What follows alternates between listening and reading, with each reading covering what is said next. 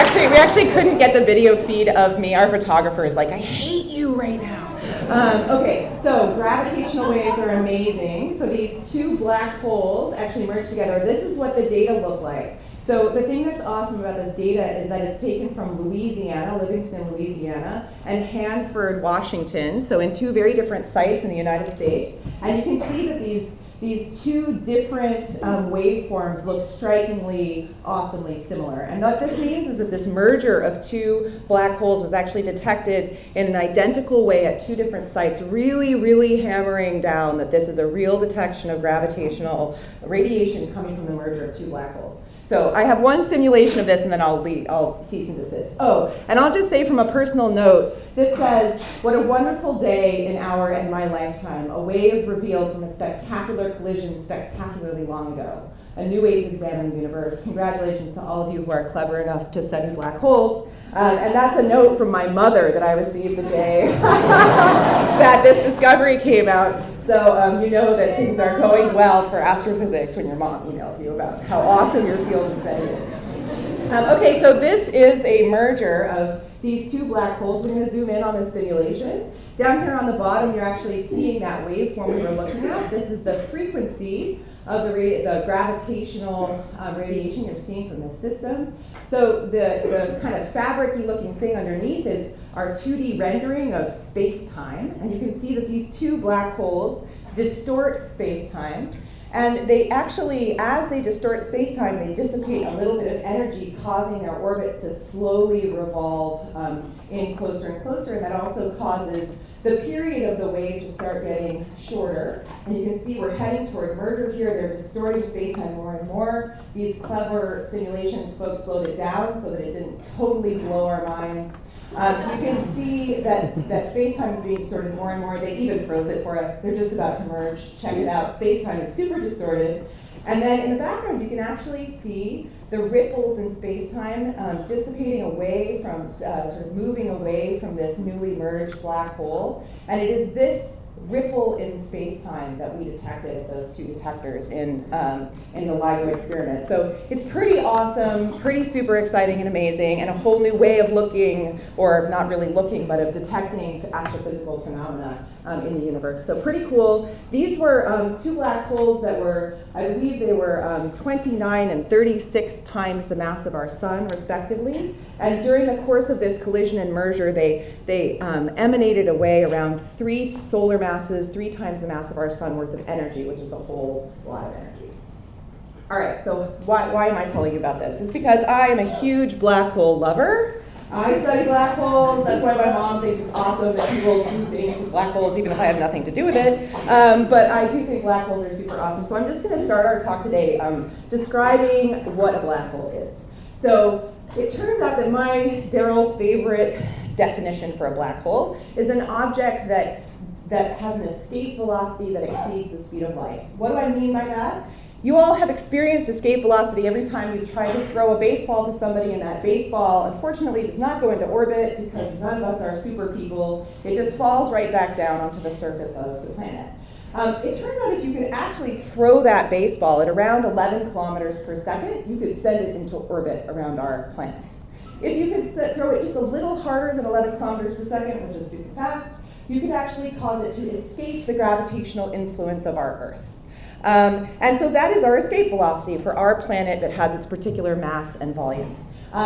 In the case of a black hole, that escape velocity is faster than the speed of light, which means that that projectile, that photon, that light can't actually escape out of the gravitational field of the black hole. So the inside of the black hole is effectively invisible. Information does not come back out, and that is why they are called black.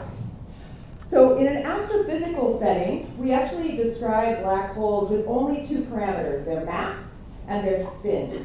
There's also a third parameter that theorists use to characterize black holes called the charge, but it turns out that charges are so frequent and so free-floating out in space that if you had a black hole with a charge and you stuck it in an astrophysical setting, it would lose its charge almost immediately. So from the perspective of somebody like myself, who is an observational astronomer, really only these 2 parameters, the mass and the spin of the black hole, matter, and really the mass is the #1 key, super most important parameter for the black hole.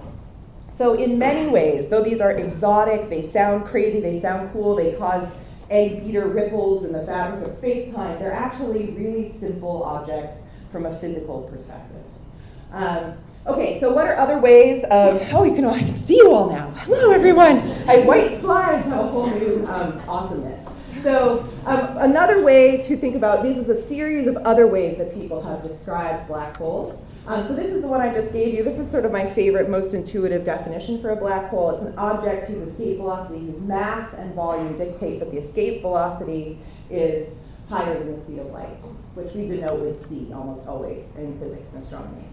Another way that people talk about it in a kind of a more mathematical way is as a singularity, a mathematical singularity. And so some of you might remember that you're really not supposed to divide by 0 in math because it causes problems with things like infinities. So mathematically, sometimes a singularity is described by, a black hole is described by a singularity, which is sort of at least loosely equivalent to this idea of creating an infinity. We also sometimes talk about these things as objects that have an event horizon, so we don't exactly know what happens inside of the event horizon. So if you have an event horizon beyond which information can't escape, that would also fit a description of a black hole. And the one that I showed you in that beautiful simulation that the LIGO collaboration made for the merger of these two stellar mass black holes is this distortion of space-time. So this is a formulation of black holes that came from Einstein's work, and really he felt that it was, and Newton shared this opinion, he felt Newtonian physics was flawed in the sense that we had objects orbiting around one another and performing action at a distance. They actually they created an interaction between two objects with no mediating or no obvious connection between those objects. Einstein was troubled by that as well, and so instead of having objects embedded in emptiness and interacting through some sort of disparate forces, he had them actually embedded in this fabric of space-time. So we astronomers, in our attempt to explain to all of you what space-time is, always depict it as this 2D sheet, like a trampoline that we stick a bowling ball on. But then you have to try to take that and somehow manage to spread it into 3 dimensions. So I was talking with some friends who are actually here in the audience tonight about other ways of thinking about this, and maybe thinking about it more like a swimming pool, some sort of a fluid in which things are embedded, where you have the fluid entirely encompassing these objects. So these pictures I'm showing you here are kind of cool ways of describing how distorted space-time is by objects of different mass. So our sun, which is kind of wimpy on astrophysical scales, white dwarfs, which are actually less massive than our sun, but all that mass is crushed down into a much smaller volume, so they actually distort space-time more. Even more so with neutron stars, and yet even more so with black holes. And that infinity is buried somewhere down in here, down at the bottom of the black hole picture. But then try to imagine all of this in a swimming pool, just to get really kind of mind-bended. Okay, and just in case you were still struggling to understand why, what, how to become a black hole, one of my favorite examples, which is a little hard to see here, this is a sugar cube. If you took all of the mass of our Earth and you squished it down into something the size of a sugar cube, our Earth would become a black hole. So it's not only the mass that matters, it's how much mass you've crushed down into a very, very small volume. So that's what controls, is both the volume of the object and the mass that makes it that makes it into a black hole. Okay, types of black holes. So I sort of skirted around this when I was talking about the gravitational radiation thing, but there are sort of 2 classes of black holes that astronomers study a lot, so-called stellar mass black holes and supermassive black holes. So stellar mass black holes are objects that have something like tens to thousands of times the mass of our own sun. Supermassive black holes are way more massive than that. They have millions to billions of times the mass of our sun. So we believe that stellar mass black holes are most likely created in supernova explosions, so the explosions of very massive stars. The remnant that they leave behind are these so-called stellar mass black holes. And these are the types of black holes that were involved in that gravitational wave discovery. So those were both stellar mass black holes that live more in this kind of a mass range. Supermassive black holes, on the other hand, have these millions to billions of times the mass of our own sun. They tend to reside at the centers, at the hearts of galaxies. it seems now our surveys are showing us that we probably have a supermassive black hole like this buried at the heart of every massive galaxy. And so this is really the subject of tonight's talk. I couldn't resist the gravitational radiation stuff. I'm sorry, but it's not really. Tonight we're going to talk about supermassive black holes. So these are the really big ones, and you can see these are both artists' impressions here. These things are actually very different in scale. And just to get a little bit of nomenclature, a little bit of my notation out of the way, I'm going to use this notation m sun a lot when I mean a measurement that is relative to the mass of our sun. In astronomy and astrophysics, all the quantities are so large. It's actually really, really hard for us to talk about things in terms of kilograms or centimeters. So we tend to rescale things to scales either sort of the size of our solar system or the size of our galaxy. So something that's a sort of a familiar relative measurement. And the mass of our sun is a really useful one for mass measurements. So you'll see this come up a lot, m sun, as being some number times the mass of our sun. The other little bit of nomenclature you'll see a lot tonight is that supermassive black hole is a mouthful, and I'll probably say it most of the time, but I don't always write it, so I often will just write that as SMBH. And I'll tell you a funny little note, there actually sometimes are black holes that fall between these two mass ranges. They're called intermediate mass black holes. And I was writing a paper about that once, and I must have talked about it so much that my son finally designed a bike trick called the IMBH, where he got the bike going as fast as he could, and then he stood on the bicycle seat and just balanced until he fell down. So, you never know how your science might influence your poor children. Okay, so how do supermassive black holes grow? So this is actually the main subject of my research. So I am very interested in how material gets into supermassive black holes. So I gave you this nice narrative. I said, okay, so we explode really massive stars, we make stellar mass black holes, and then ta-da, we have supermassive black holes in the centers of every galaxy, but how do they get there, and how do they get to have 1 million to 1 billion times the mass of our sun?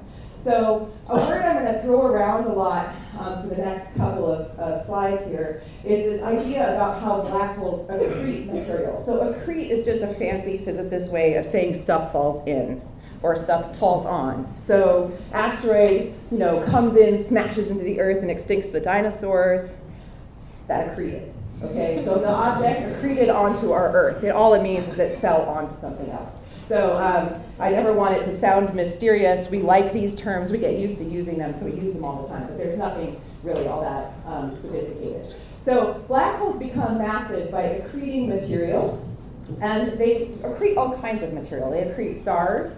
They accrete gas, they accrete dust, and sometimes the stars and the mass and the dust are really massive themselves. You could have a molecular cloud that has, many, many hundreds and hundreds of thousands of times the mass of our own solar system fall into the supermassive black hole. So normally, when you have a supermassive black hole, this material maybe it starts out as some big fluffy gas cloud, and it has just a tiny little bit of rotation. As that rotation falls in, just like the skater, it increases its rotational speed, and it flattens out into a disk, and we call that an accretion disk. So a lot of this material that falls into supermassive black holes falls in like these little arrows falls in along the accretion disk. And sometimes it can't quite manage all that energy falling in all at once, and it spits some of it back out as a jet. And so supermassive black holes, you've probably heard these terms. In particular, some of you might have heard of quasars. So a quasar is a supermassive black hole that's actively growing, that's actively accreting material, and typically has one of these sort of disky structures through which the material is falling onto the supermassive black hole. The more generic term is active galactic nuclei, so we're borrowing from biology to talk about the nucleus of a galaxy. That just means the center part. Remember I said the supermassive black hole lives in the center of the galaxy. So that's the nucleus of the galaxy. It's in a galaxy, so it's galactic. And it's active in the sense that mass is actively flowing onto the black hole. And this turns out, so remember I started off this talk by saying you can't see the black hole because light doesn't get out. But it turns out that up until material falls across the event horizon, that material is visible to us. And this material that's accreting into the black hole is actually accreting at different speeds at different orbits and rubbing against other material, so much so that friction heats it up to just like crazy high temperatures. And so these accretion disks, even though they're accretion disks around invisible black hole objects, these accretion disks themselves are boomingly, massively, crazy bright. They are some of the brightest things in our entire universe. We can see quasars out all the way to the edges of the observable, almost to the edges of the observable universe. So we can see quasars out to crazy huge large distances, and it's because they have these really bright accretion flows. So I like accreting things, I like bright things that we can see to really large distances. Okay, so how do we actually go about doing the observational work of an astronomer? So we sit here on an Earth that is both very awesome and protects us, but also very irritating sometimes when you're an astronomer. And one of the things that is incredibly awesome and we should not ruin, just for the record, is our atmosphere. And the atmosphere is both wonderful but also terrible for astronomers. So this is the opacity, which means how well can you see through our Earth's atmosphere. So the gray part, the kind of whatever those are, chartreuse, I don't know, brown parts, are the parts that you cannot see through very well. And then there are a few windows, sorry, this keeps slipping, there are a few windows where you can see through pretty well. And so we place most of our high-class observatories in these so-called atmospheric windows, these opacity windows. So here's the visible part of the electromagnetic spectrum beaming down on some generic awesome telescope. This is, there are a few little opacity bands, a few of these little visibility bands in infrared, and then also out here at radio wavelengths. So some people might have seen pictures of the Very Large Array, for example, in that movie with Jodie Foster called Contact. So she's working at these long wavelengths. I'm getting old, so people haven't all seen that movie anymore, but when I was young, everybody had seen that movie. So anyway, radio waves are great for observing on the Earth because they don't interact much with our atmosphere.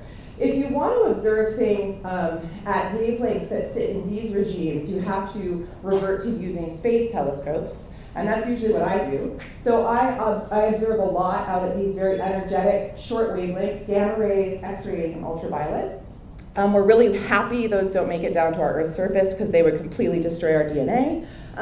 So it's good to have space telescopes for some things. Also, you might recognize some of the ones. The Spitzer Observatory is one that operates in the infrared, and it's not shown here, I guess, just because it didn't want to compete with the ground-based thing, but the Hubble Space Telescope would sit over here, kind of in the UV and optical windows. So space telescopes combined with ground-based observatories are really useful. And I, in particular, will be talking tonight about X-ray observations and a little bit about radio observations that I've used to look at the Galactic Center. Okay.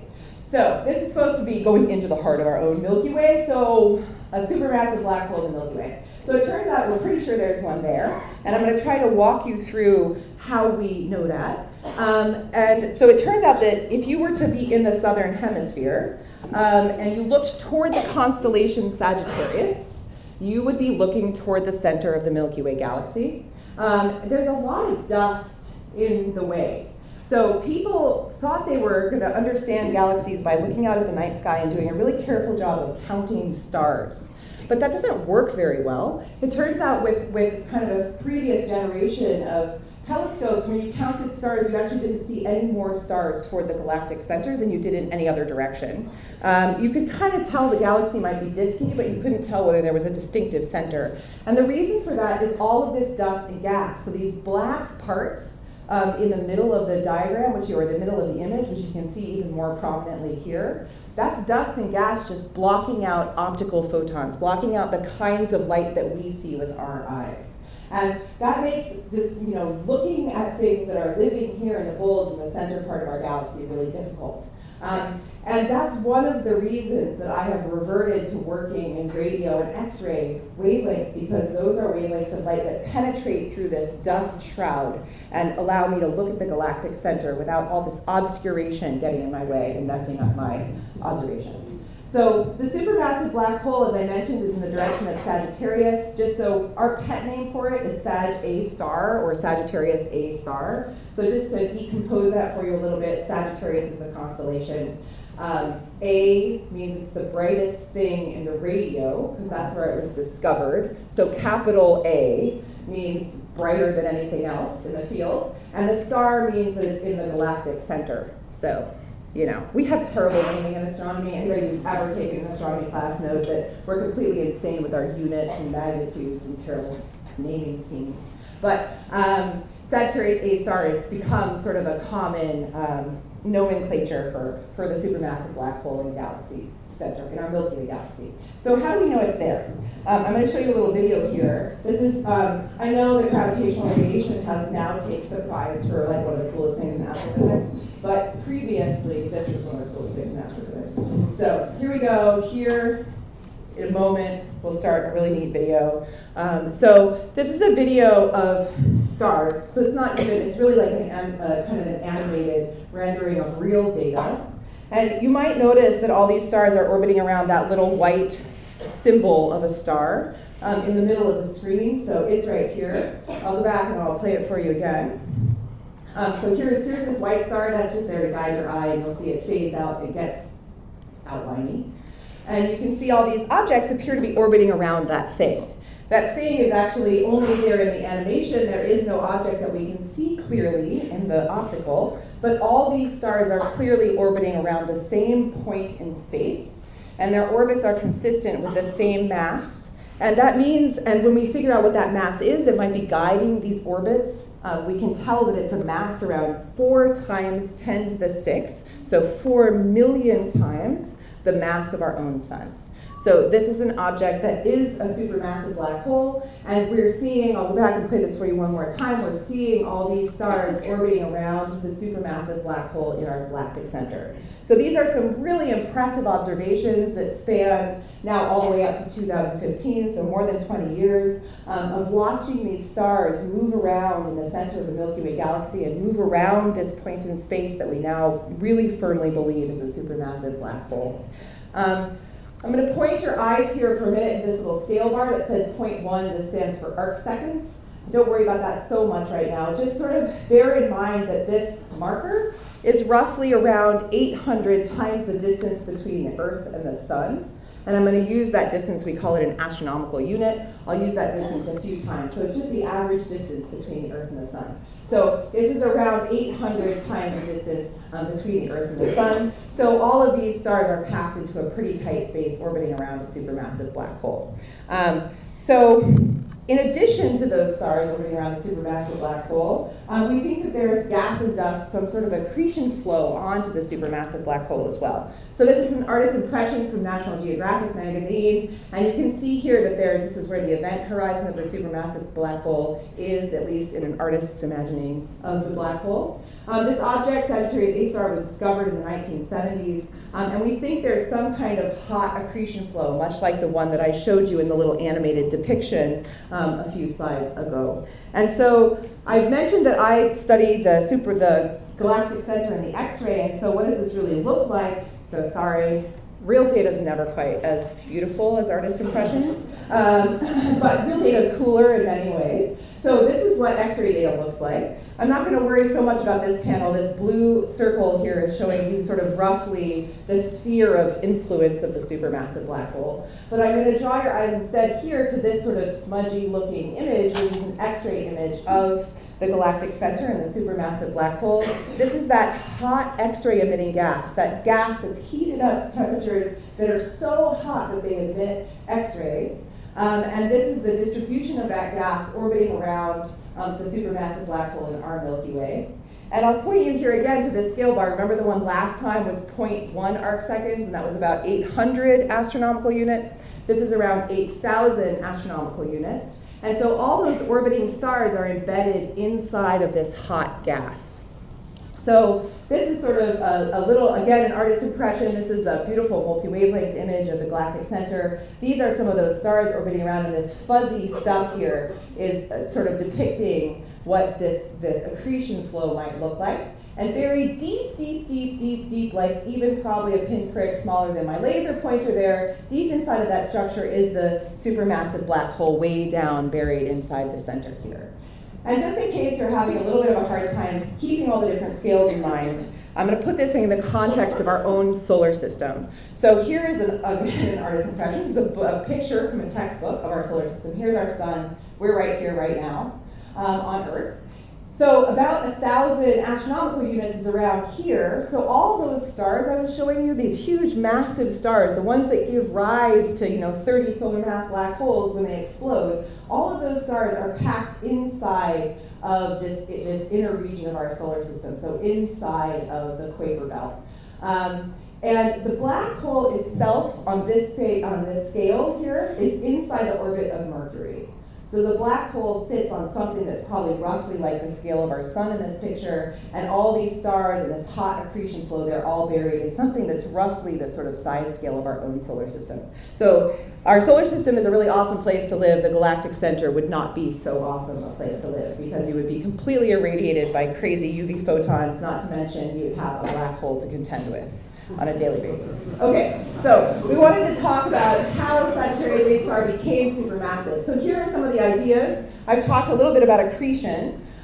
So accretion is when stuff falls into the black hole and you create this hot, bright accretion disk. We also started off talking about black hole mergers. So actually the merger of two black holes, or maybe thousands of black holes, maybe you could take supernova remnants, the black holes that are created when stars explode, and just merge a whole bunch of them together to build up something that has 1,000,000 times the mass of the sun. You might already be thinking, wow, that's like over 1,000,000 supernovae that have to go off and leave behind black holes, and then all those million black holes have to merge, and we just detected the very first one. I don't know, is that feasible? Probably not, but maybe, especially in the very early parts of the universe. We also think that they take littler snacks, maybe not accreting an entire gas cloud, but maybe little smaller gas clouds. And so I'm going to tell you tonight the story of little smaller gas clouds.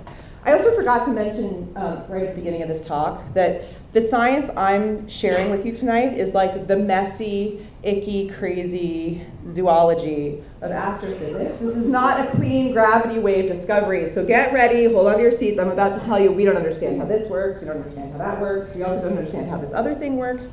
So here comes a whole long litany of wonderful, awesome phenomena that we still do not yet understand. We're working on it.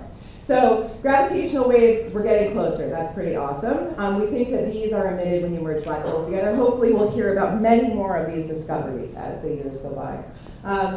Destructions of smaller objects, little gas blobs, is what I'm going to talk about tonight. And there's also this kind of interesting flaring or outbursting activity that our supermassive black hole in the Milky Way demonstrates. And so I'll talk a little bit about that at the end. And basically, I think it's safe to say that we are still working hard to understand how any one of these things work, let alone how they work in concert around the supermassive black hole in the Milky Way.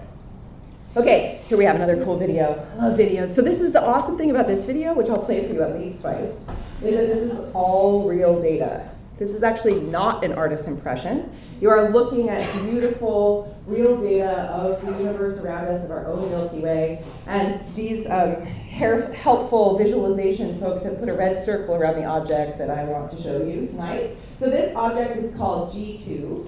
And it is a little tiny object that was discovered in 2009, though we have data stretching all the way back to 2002, as you'll notice here. So once it had been discovered as an interesting object or put forth as an interesting object, people went back into their data and found that they had seen it in the data all the way back as far as 2002. So I'm going to play you the video again here just because it's so super fantastically awesome that this is all data. Zooming into the constellation Sagittarius. In a minute here, you'll see right here, we switched from optical to infrared wavelengths, which is why there looks like there are so many more stars, because those infrared photons are able to penetrate all that gas and dust along the line of sight. And then we've zoomed in, and this little object, this G2 object, is actually beelining toward the supermassive black hole.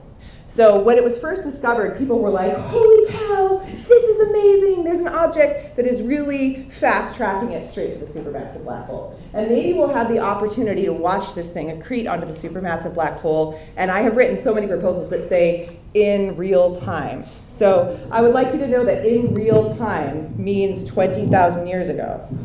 Okay, so to an astronomer, in real time is not that real. I mean, it's real, it just happened a long time ago. So the galactic center is really far away, around 20,000 light years away. So this little object that we're just now seeing fall into the supermassive black hole actually, kind of did its dance 20,000 years ago.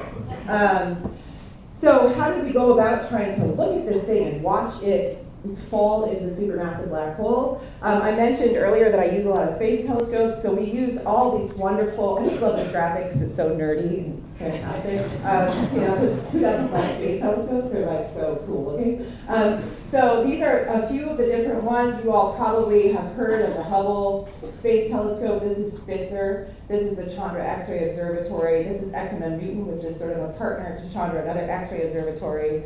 This is a gamma ray observatory, and for some reason they left off poor Swift, which is a telescope I use all the time. So I added it on myself because I felt like that just wasn't cool. So anyway, these are some of the amazing space-based observatories that we used for the work to study this object and this interaction with the black hole. But we also had in service to this study a lot of really amazing ground-based facilities.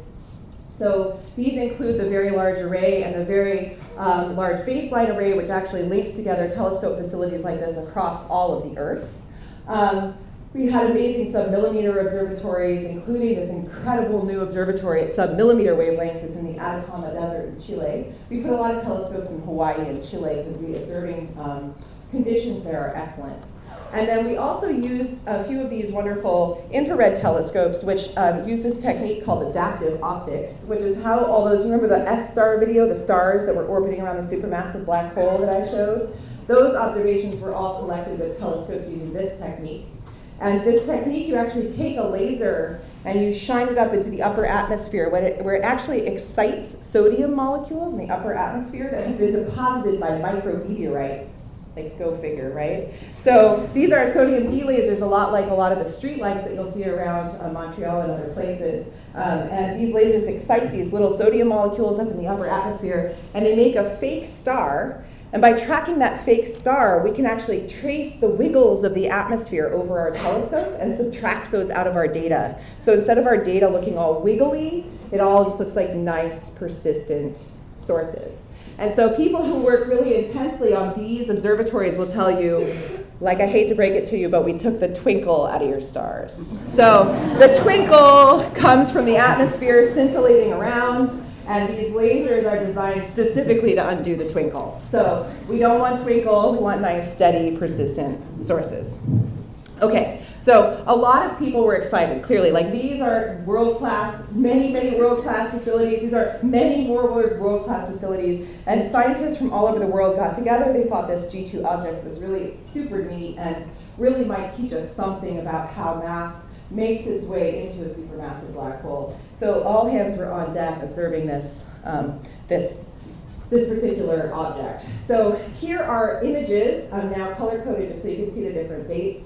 So this is the G2 object in 2006, and you can see here it's making its passage very close to the black hole in 2014. So these are mostly data that were taken from just the last couple of years. And here overplotted, I don't know if anybody noticed, but while we were looking at those orbits of the stars going around the supermassive black hole, there was one that seemed like it completed its orbit and started making its way around again. That is everyone's very, very favorite star around the supermassive black hole. It's got the illustrious name SO2. So that star is really interesting because it actually might be its own, might have its own sort of properties for testing general relativity, because its orbit might precess a little bit each time it goes around the bend. And it makes its orbit, it completes its orbit once every 15 years, which is sort of human timescales, and we can actually watch it complete multiple orbits with our experiments. For astronomers, anything that happens on anything less than a 100-year timescale is like crazy fast and really awesome, and we're really happy to be able to watch it undergo many orbits. So this object appeared to be puffy, not quite like a regular star. It didn't really look consistent with other objects we'd observed in the galactic center before, and we predicted that its closest approach would be around 150 times this Sun-Earth distance, 150 AU. And so that's pretty darn close to a supermassive black hole, and we got really excited hoping it was just going to get completely shredded apart, because we're cruel like that. And we were hoping if that didn't happen, at least it might create some kind of a shock. So here comes a sort of simulation of what the first might look like. So this is a so-called tidal disruption. This is our little objects coming in. These are those S-stars orbiting around that you've seen before. And here's the object just getting shredded apart as it undergoes an interaction with the supermassive black hole. So that was one hypothesis, and that hypothesis was most consistent with this G2 object, this little object, just being kind of a pure gas cloud, a lump of gas and dust out there it didn't have to be a pure gas cloud, a lumpy, dusty gas cloud interacting with a supermassive black hole. So another idea, something else we might hope to observe, would be in sort of a bow shock, as this object appeared to be very cold compared to this X-ray accretion flow that I've showed you a few times. And maybe much like your boat on the out in the water would create some kind of a bow shock ahead of it. We thought perhaps this might drive shocks as it passed into the medium around the supermassive black hole, creating a shock that was bright, and we could actually detect that. You can tell that we care a lot about just detecting things, right? Anything, just give me anything, universe. So another idea was actually that it had these weird properties because it actually was the result of some sort of previous stellar merger. And when you have, I showed you these videos of these stars orbiting around. There are a bunch of really big stars very close to one another in physical space, and sometimes they might actually experience collisions. When a collision happens, all the orbital angular momentum that those objects have gets kind of sapped out of them very rapidly they dissipate a lot of energy in the interaction, and that might allow them just to fall in to the supermassive black hole. And the stellar merger like this would leave behind a kind of a big, puffy, funky-looking star that we would then subsequently observe. So immediately, two of our most illustrious teams who studied the Galactic Center got into a big kerfuffle over whether or not this object was a gas cloud or a star. So this is, if you want to see astronomers fight, this is what we fight about.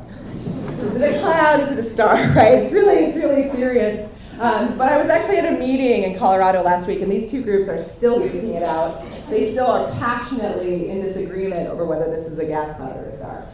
So this is one of the many things that I'm going to talk about, or at least one of the 3 or 4 things I'll talk about tonight that as yet we don't have an answer to. So one of the groups argues that it is sort of a hydrodynamic situation. You have some sort of a puffy cloud-like object. And when they look at their data, they're saying, hey, look, we can see this object being stretched out along its orbit. They call this spaghettification. Right. They're German, So these are the team from the Max Planck Institute, and they love spaghettification. They love to talk about spaghettification. They do it with a completely straight face, too. So this is one idea, that this gas cloud is going to get stretched out as it interacts with the supermassive black hole. Some of that material might accrete into the black hole. A lot of that material will just be thrown out back into the S-star, the stellar cluster. The other idea is that, a gas cloud, seriously, okay, come on, a gas cloud in one of the most violent, active, crazy, disruptive environments in our entire galaxy, why would that little gas cloud have lived and survived up to now? I mean, seriously, why didn't it get disrupted before somewhere else in the galaxy? And so the other group said that just doesn't make sense. It makes a lot more sense that this is not a pure gas cloud or dust cloud, but that there's something massive buried inside. And that massive thing buried inside is probably a star. And the atmosphere, this puffy outer atmosphere, is going to be more bound to that dense thing on the inside. So they argue that it's a star, or maybe the stellar merger or something. And they don't think it's going to be shredded or spaghettified during this encounter. And now these two groups, so we've actually seen this object. You might remember back here, if I can get back there, here I showed you that this closest encounter between these two objects happened in September of 2014. And so we're going to start seeing this object come around the bend here and start to actually get a little bit further away from the supermassive black hole so we can see, does it look exactly like it did before it entered into that close vicinity of the supermassive black hole, or does it look very different, like some of the material has been pulled off? And so, sorry, I'm not going to let you watch the full video again. I know, it's tough. So the question now, of course, is whether or not this object has been disrupted or not. And I show you this image just so that you can see that this blob right here, this is a different blob, just for the record, different blob. This is the reason we need really precise observations. So this blob, just ignore it, it's not that important. This blob is some sort of horrible combination of the supermassive black hole and the G2 object, and we actually have a really hard time telling them apart because they're just too spatially coincident from the perspective of our observatories here on Earth. So we'll hopefully have a little bit better idea about this debate as the G2 object gets a little bit further away from the supermassive black hole. So another crazy thing that happened during this observing campaign. So remember I showed you that like all these international observatories, all these teams are looking at the galactic center. So a little bit too early for the closest approach, there was this really crazy bright outburst at the galactic center that was detected. You remember the Swift telescope that got forgotten on that graphic? So Swift actually detected something really bright in the galactic center, and we were like, sweet, it's G2 early. G2 got there early, that's so cool. And then immediately somebody else was like, no, that's not it, because this is what we did. No, you're wrong. So somebody said, no, that's probably not the supermassive black hole. I think that's something else. To which everybody said, you must be crazy. But they turned out to be right. So I would absolutely love to tell you that this super bright object right here is Sagittarius A star, is the supermassive black hole, but that is so totally not true. This is actually Sagittarius A star. This little piddly thing over here is the object I'm trying to study. And this thing is a totally new source that we've never seen before in the galactic center. This is a magnetic neutron star. It's also sometimes called a magnetar. It's a neutron star with a really strong magnetic field. And in our illustrious Victoria Caspi, who some of you might have heard about in the news this week, just won the Hertzberg Gold Medal for physics, the very first female scientist. That's right.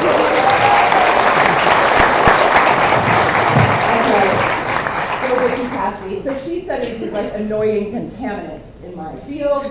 So no, she doesn't. She studies magnetars, and they're really, really cool. To me, they're contaminants, but you know, one person's gold is another person's something. This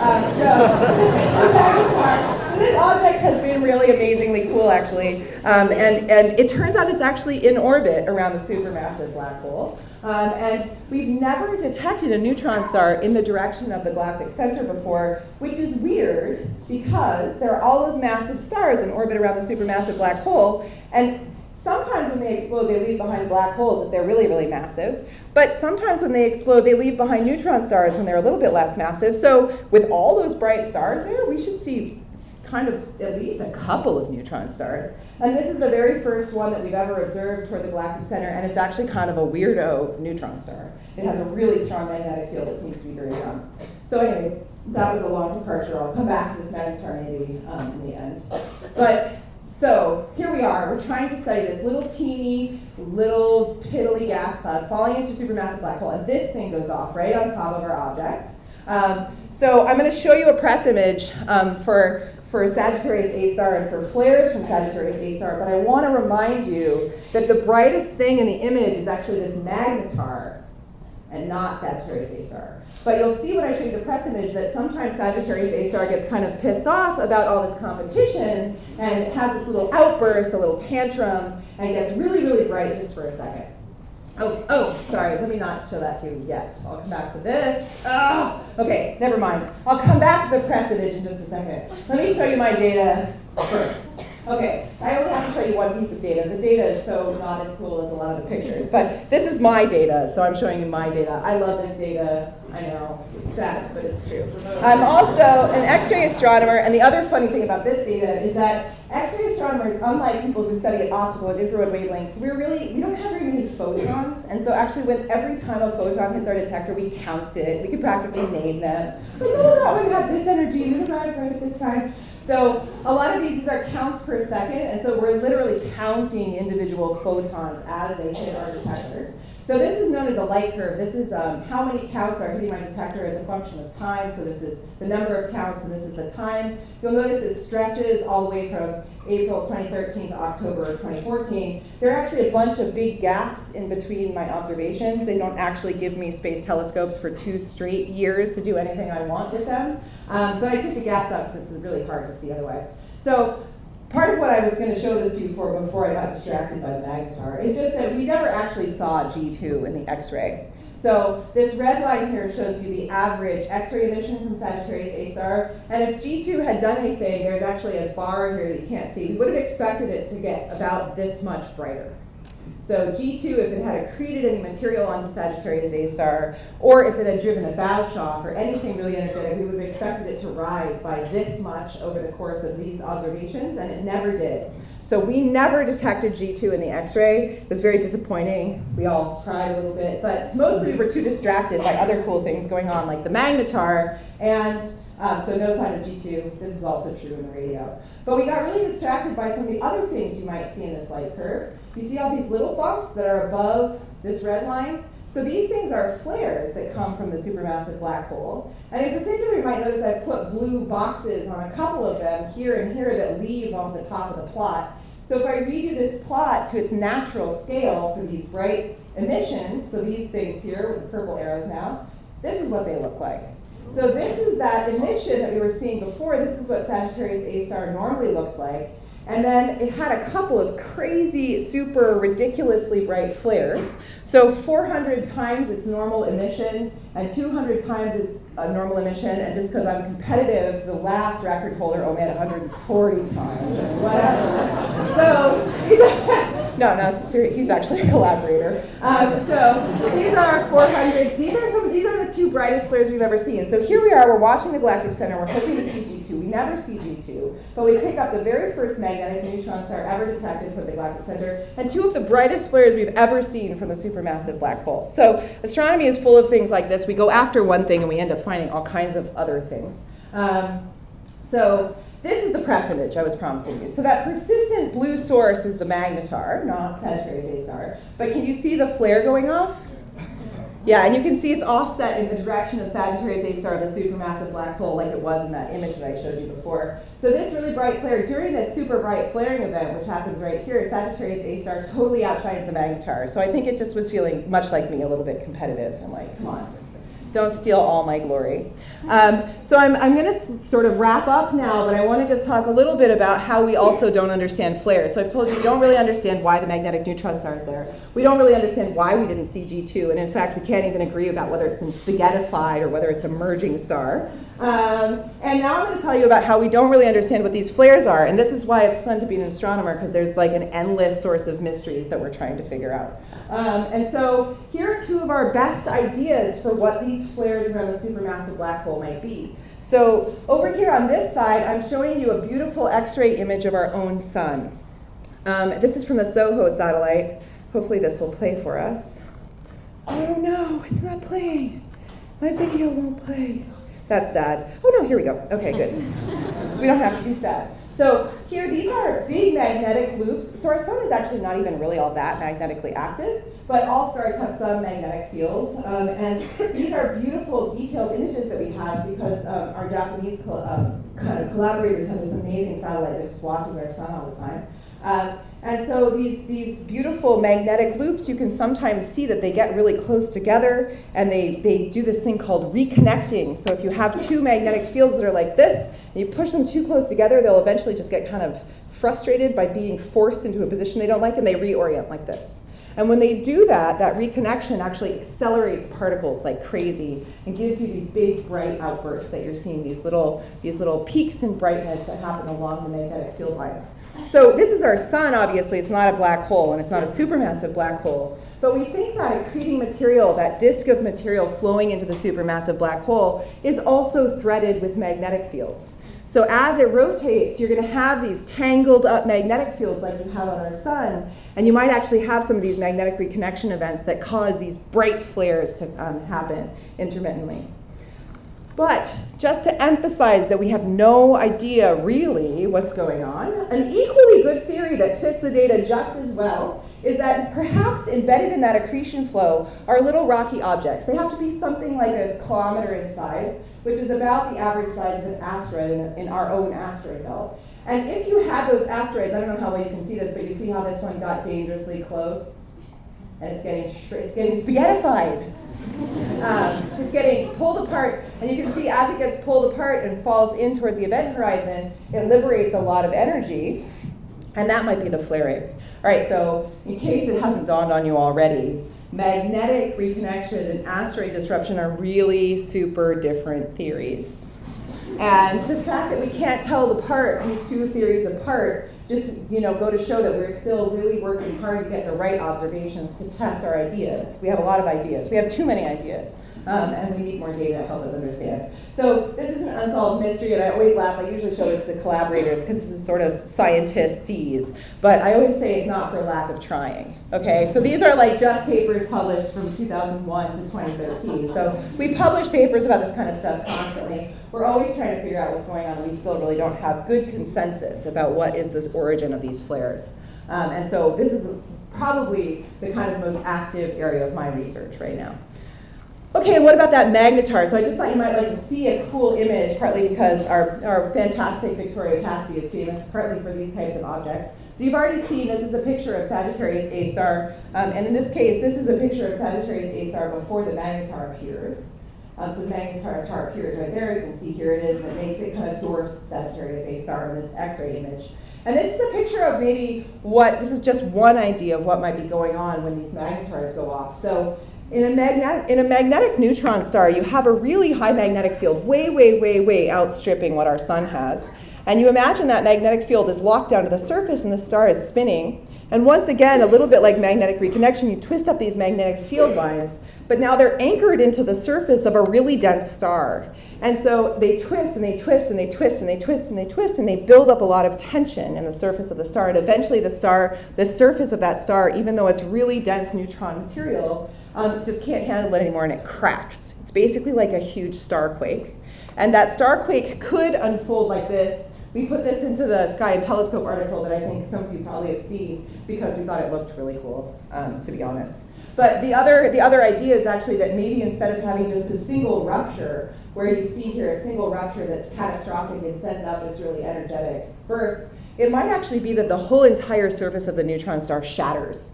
So it's more just like a shattered globe that then releases a whole lot of energetic particles. So magnetars are really cool, and we're still trying to understand both the nature of this particular magnetar and magnetars in general. I think only about 30 are known in our galaxy. And also, why exactly the first neutron star in the galactic center happened to be this kind of exotic neutron star category. And I'm just going to wrap up with the last couple of things here. This magnetar is also interesting because it's thrown into question, since this is the theme of the talk, things that we don't yet understand. But maybe another talk by me in another 20 years will have resolved all these things. So evidence of past activity. So we have all these really cool tracers in the galactic center of previous accretion episodes, previous activity, growth of our own supermassive black hole. So two of the most famous ones are the Fermi bubbles and these so-called light echoes. So the light echoes image is a little hard to describe. I'll try to, but first I'm going to show you the Fermi bubbles because this is a cool new discovery that also just came out in the last few years. So Fermi is an observatory that observes the galactic center and other places at very high energy, so above even the X-ray and gamma rays. And when they started looking at the Fermi data, they were like, hold on, wait a second, there's like some crazy cool, like enormous structure around our galaxy. So this is the Milky Way Galaxy in an artist rendering. Just in case you didn't kind of already intuit this, we can't get out of the Milky Way. So when you see pictures like this, you should immediately think artist impression, because we actually are like the pepperoni on the pizza. We are stuck in the mucky poo and we can't get out. But we do look at other galaxies and we can kind of guess what ours look like relative to others. So pretend for a moment this is the Milky Way Galaxy. Up above and below the Milky Way Galaxy on enormous scales are these huge bubbles of hot gas. And we think that maybe that hot gas actually traces a previous episode of accretion onto the supermassive black hole in our own Milky Way. That shot out some of those big energetic jets, perhaps, and they filled these bubbles with high energy emission. And these Fermi bubbles are some sort of possible tracer of an accretion episode onto the Milky Way about 10 million years ago. We also see, here's the position of Sagittarius A star marked in, this is again an X-ray image.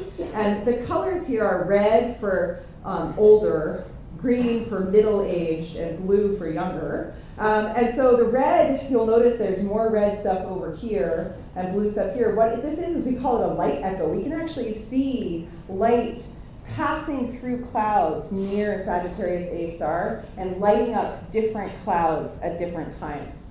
And so we think that that light was emitted by Sagittarius A star maybe 100 to 400 years ago. And since light travels at a fixed speed, always the speed of light, we could actually trace that light front, that energetic front, as it passes through these nearby clouds. And so this is also potentially a tracer of accretion on the Sagittarius A star maybe 100 to 400 years ago. But the magnetar causes us to wonder whether or not the magnetar couldn't cause this phenomena. The magnetar is not powerful enough to create this, but it might be powerful enough to create this. So now we have two yet more confusing explanations for light echoes that we thought we previously understood. So thanks to the magnetar again, we're confused about what's going on here. But it's possible that like other supermassive black holes out there in the universe, our galaxy's black hole actually has these different little intermittent snacks, these different little episodes of accretion and feeding. All right, so I'm just going to talk a little bit about what's coming next. So you already know that gravitational radiation is really cool, and it's actually what's coming next, but I don't have that on my slide because we only discovered that last week. So other cool things that are coming up in the context of the Milky Way's black hole. So we have this really cool new experiment that actually takes ground-based radio telescopes and links them together across the entire globe and creates this amazing global interferometer.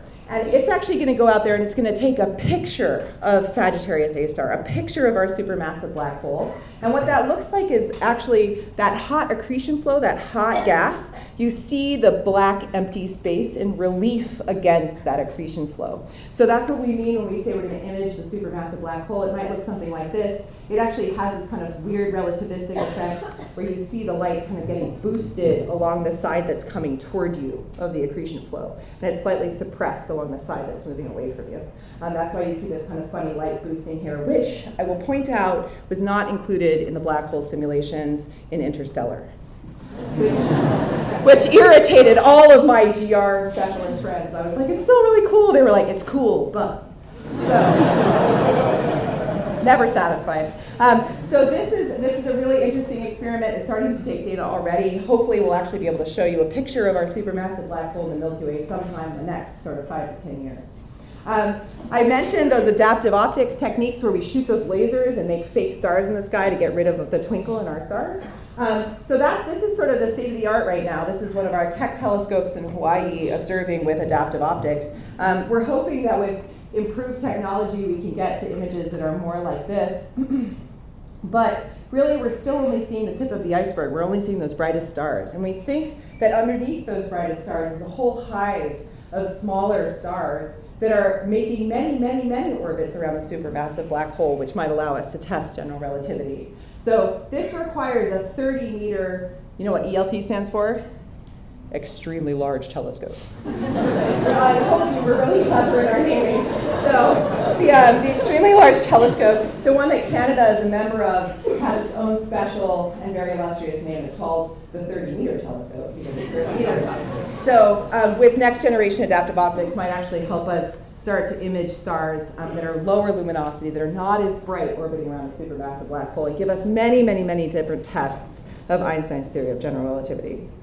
And we also have coming online a huge international effort called the James Webb Space Telescope, which will allow us to make images on much larger scales. All those things I showed you are this tiny little pencil beam look into the galactic center, and James Webb will allow us to image out to larger radii, which is pretty cool. And another really cool space age looking telescope down in Chile, which will take a snapshot of the sky once every, the whole sky, at least half the sky in the southern hemisphere, once every 3 days. And so that's designed to pick up variations, perhaps little snacky eating in supermassive black holes all across the universe, not only here in our local galaxy. So I just want to emphasize before I wrap up here and take whatever questions we might have that no one of us works in isolation. Not only are there the amazing students who helped put this whole event on, but I have a whole cast of characters who have helped me with my work, including many, many, many and fantastic students. So collaborations are key to all of this excellent science. And with that, I'll just put up this Sky and Telescope article that came out. It was written by myself and my colleague, Jeff Bauer. Goes into all of this science and gives a lot. Actually, Jeff loves the magnetar. So, if you want a magnetar lover, you should read the article. Jeff will explain it to you in gory detail. So this magazine is out there. I think it's probably off the newsstands now because the press cycles are so weird. But with that, I'll stop and take any questions people might have.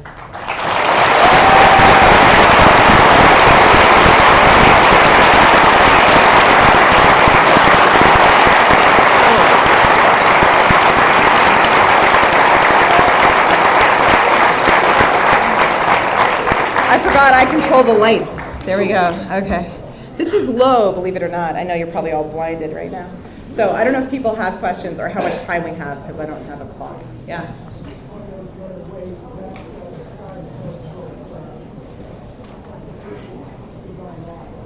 So the point was that the Sky and Telescope issue is available online. That's correct. So it's not only linked from the McGill Space Institute webpage, but can you get it from Sky and Telescope's webpage too? No, don't know. Anyway, it's freely available on the McGill Space Institute webpage. Thank you for reminding me of that. Yeah. Has the Gaia telescope helped us to understand massive black holes, or did we just use it? Gaia? Yeah. So Gaia is a telescope that does amazing, our fancy term for it is astrometry. So astrometry is the measurement of positions, kind of like if you project the night sky into 2 dimensions, it's the motion of those objects on the sky. So Gaia actually doesn't have high enough precision astrometry to measure the orbits of stars around the supermassive black hole, but it can measure all the orbits of stars kind of nearer to our Earth.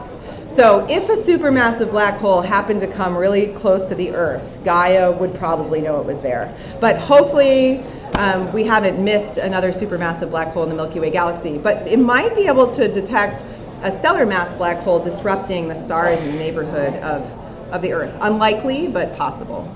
So Gaia probably won't really help for the galactic center. Gaia doesn't reach all the way into the galactic center. It sort of looks at a sphere much closer to the Earth. Yeah? Less exciting question, but you said you don't have access to the SWIP telescope for 2 years in a row. Can you just help us understand how that works, how you guys all share these Yeah. Okay, that's a great question. Okay, so the question is that I mentioned that I don't get to use all these state-of-the-art telescopes all the time. And the question was, how exactly does the community decide who gets what and when and for how long? And so we convene these things called telescope allocation committees. And we meet once a year for all of our state-of-the-art facilities. For some of the ground-based facilities, they meet the telescope allocation committees, which we call TACs. The TACs meet twice a year.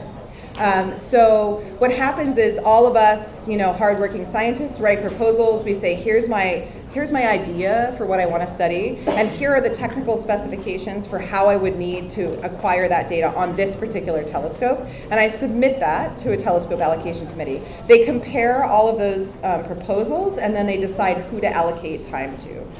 So we were just talking over the last few days, very, very competitive facilities like the ALMA submillimeter telescope in Chile or one of our space-based observatories. The success rate is roughly 10 to 1.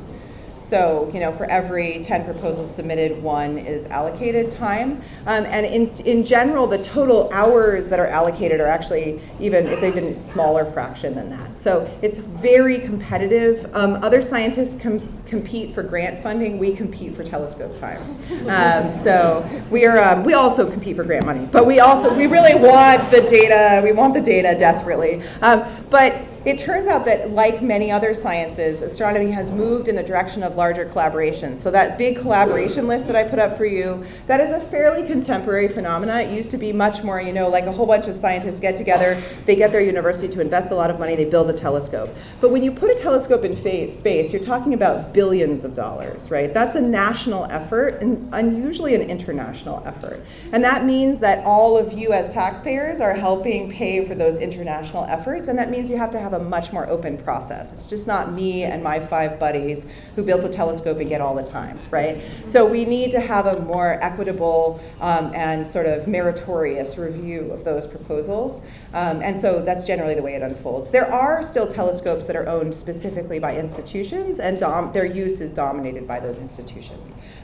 So most of the really world-class ones are just too expensive to run that way. So we run them as big national and international consortia.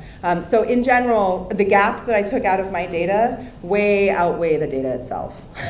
There are thousands of hours that I did not have the telescope, and a few hours where I did. Yeah, it's very, very hard to get telescope time. But we're generally pretty friendly about it. Normally, people in tax don't try to kill each other's proposals or anything like that, I'm sure it's happened. But, yes?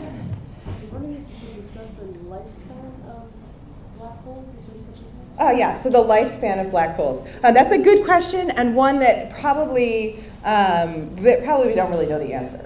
So supermassive black holes, an interesting factor in that for supermassive black holes is that we actually detect very massive ones, like billions of times the mass of our sun, much bigger than the one in the Milky Way Galaxy. We detect them at what's called very high redshift. And what that means is that they exist very early in the universe, like not too far from the Big Bang.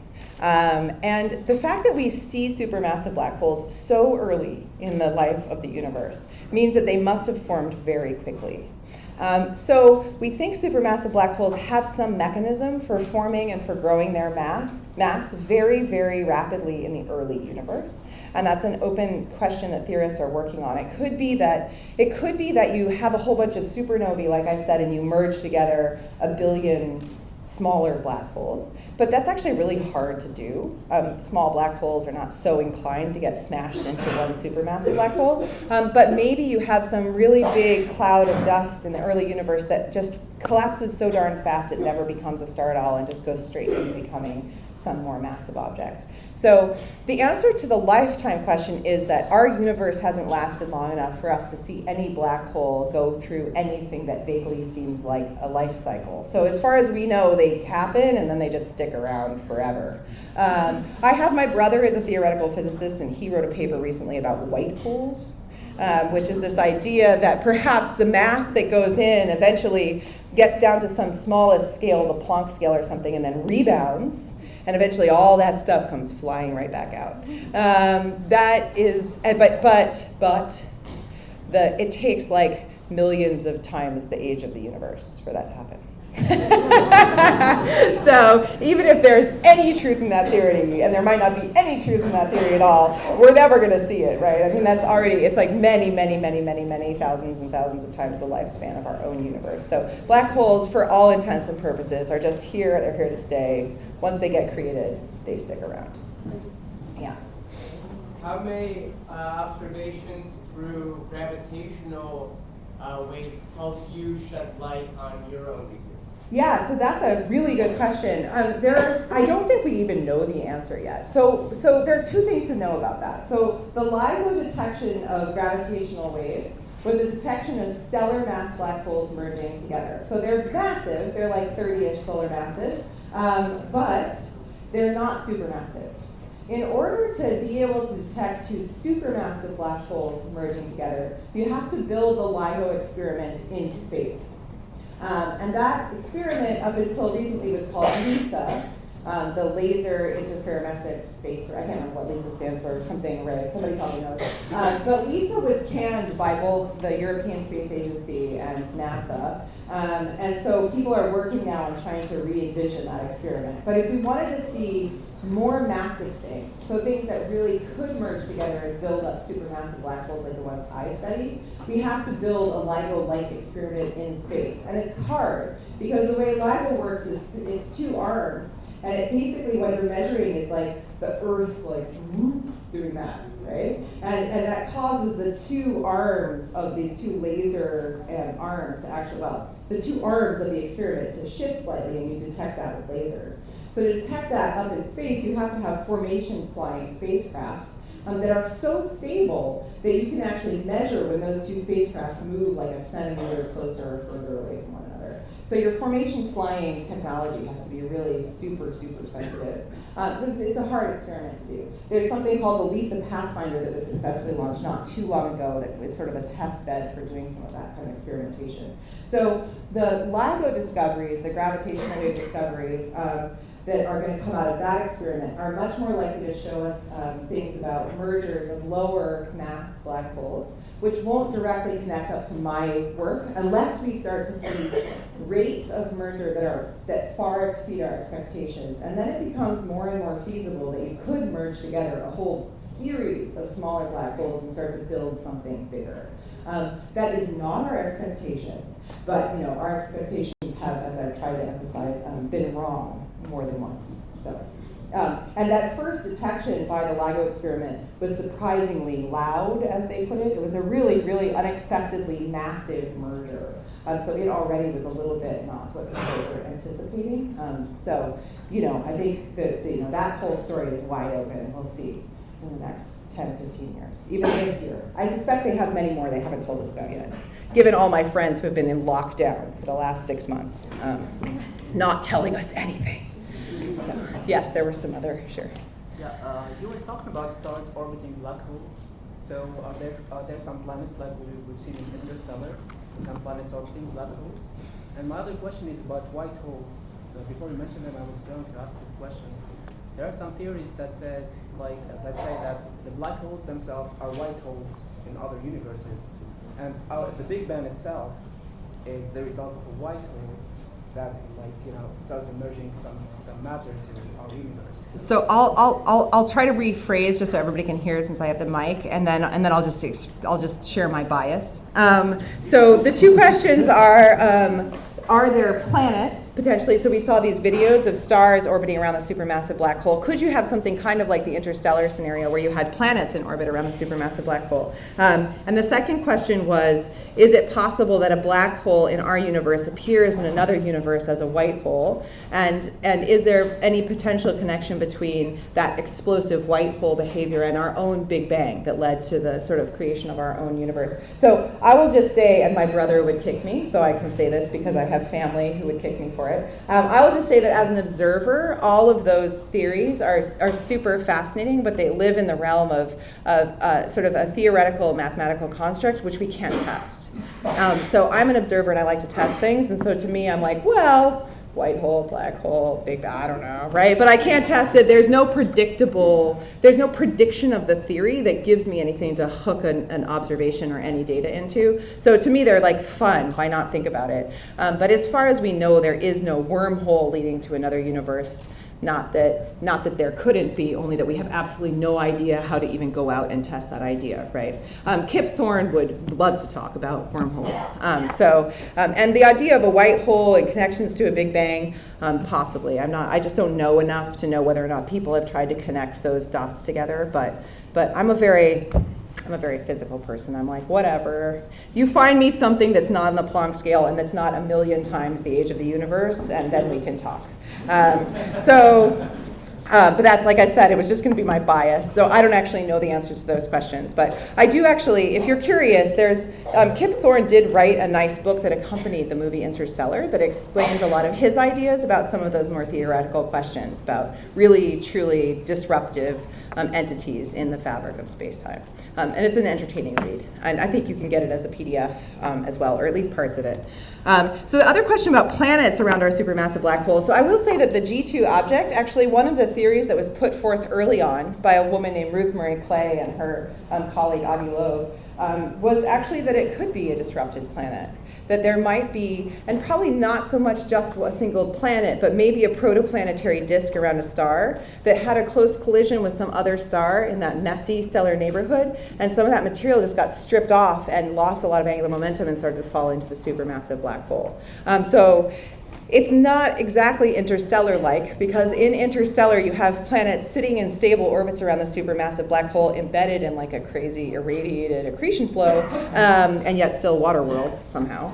But it is possible that, these stars that are in orbit around the supermassive black hole, they could absolutely play host to planets. And as they undergo close collisions, those planets could get disrupted and thrown into the supermassive black hole. And it's not that dissimilar from the asteroid idea that I put up there for flares. So those are kilometer-sized bodies being torn apart, smaller than a planet, but still the same basic notion, right? Some sort of rocky, cohesive body.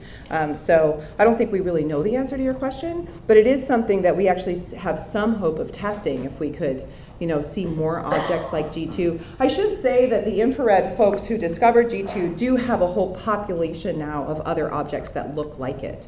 So if it turns out to have some sort of planetary connection or origin, we might be able to discern that with more careful observations going forward.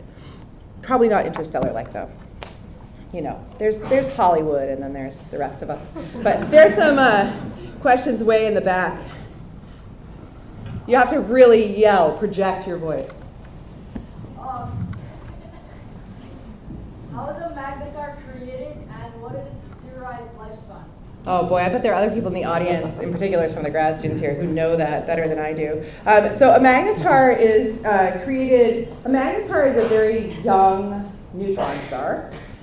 So magnetars, we think, like all neutron stars, are created in a supernova explosion. And those supernova explosions come from massive stars, stars that are maybe 20, 30 times the mass of our own sun, maybe even a little bit more. And why exactly the magnetar has such strong magnetic fields? So these are like millions of gauss sometimes. They can be like crazy, crazy, ridiculously strong magnetic fields. Why exactly magnetars have that strong magnetic field where other neutron stars do not, I think is an open question. There's some hint that maybe the host, the original star that exploded, had a very strong magnetic field. And why that is still we just don't actually know very well. There might be a grad student in the audience that will grab you on the way out and will give you a better answer than that. As I pointed out, it's not completely my niche of study, but it's an excellent question, and my feeling is that we just don't quite know yet. I have a question, like, what is the purpose of black holes orbiting like small, huge, massive gases and other stars? The other one is that you show that a black hole has certain magnitudes and disruption in terms of time space. What happens on the other hand of that magnitude disruption? So the two questions, let me see if I can rephrase them or say them again. So what is the purpose of a black hole? And the other was what's on the other side of the disruption of the fabric of space-time. So the first one is sort of an existential question. I don't know what the purpose of a black hole is, except for that nature makes them. And so we go out and we look at nature, and there they are, right? They're there. So I guess I'm not sure. Maybe you meant something slightly different, so you can ask me again. But I love questions like that, and I don't know. To me, it's like kind of a spiritual quest to figure out what is the purpose of any of this, right? But it's kind of awesome that you explode stars and you make us, right? That's sort of a cool thing. But the question about the other side of those ripples in space-time, I think actually has to do with this kind of crazy, weird thing that's really hard to visualize. So Carl Sagan has a beautiful little vignette about creatures living in flatland, I think you might call it, and he's like trying to depict how hard it is for us to visualize something in another dimension that we don't experience. And so he's using this two-dimensional space, and he's using these little two-dimensional characters to try to express how hard it would be for a two-dimensional creature to imagine that third dimension. So I think that the question about space-time is a bit like that. So you're talking about three spatial dimensions and a time dimension, that's why we call it space-time, but it's really hard for us to envision in some graphical way in our mind what that dimensionality looks like, because we're very sort of three-dimensional in our experience. But I think that the whole thing is just embedded in one system, so there's not really another side to it. Unless you subscribe to this view that the singularity perhaps leads to some other universe or some other place. But the way I think about it is more just that it's a whole self-contained and self-consistent system, and there isn't another side. So those black holes merge together and they send out a lot of energy, and that energy actually, my favorite analogy is beaters in like cookie dough, right? You ripple the cookie dough, and the energy that you're putting in emanates out like ripples in the cookie dough batter, and that's like space-time, right? It's the energy of the merger, the mass that gets lost in that merger comes out as these gravitational waves that are ripples in space-time. So, should I take one more question? Kelly's looking at me really. There's a smaller person in you. I'll talk to you after. What's your question? So my question was, do you remember when the stars were orbiting the black hole in the video? Well, I was thinking, how did they form there? Did they just wander into the orbital zone of the black hole, or they just form there? Yeah, that's a super duper good question. So we are confused about that also. So you might not. I mean, this is yeah. Anyway, don't laugh at me. So stars form out of gas and dust. But in general, gas and dust that was that close to the supermassive black hole probably would have experienced this friction and lost its angular momentum and fallen into the black hole. So we actually think that the idea that you put forward, the stars might be formed slightly further away from the black hole, and they actually experience these interactions with one another and these collisions with one another, and some of them get kind of slingshotted in toward the supermassive black hole and get caught into orbit around it. So we actually think a lot of those stars that are in orbit around the black hole don't form right there. They get thrown in. And we think sometimes those systems that get thrown in are actually not just single stars. They're sometimes binary stars. So a lot of stars are actually, they're born in as twins, as binaries. And when that binary experiences a collision with another binary, the whole binary might fall in toward the supermassive black hole. And the black hole might actually shred the binary, not shred it like tear it apart, but break the binary into two. One of the stars stays in orbit around the supermassive black hole, and the other one gets ejected at high velocity, carrying off all the angular momentum. And we see these stars, they're called hypervelocity stars, and they're clocking it through the Milky Way. They are really busting a move out of there. And the only way that you can give them that much energy and get them moving that fast is if they had some sort of really intense gravitational interaction with a really massive body. So we think that maybe this binary that fell into the supermassive black hole, one star got stripped and fell into orbit around the black hole, and the other one got ejected out as a hypervelocity star. It's a hypothesis, so people are working hard to try to figure that out. All right. Kelly's looking at me very meaningfully now. Thank you, everybody, for coming out.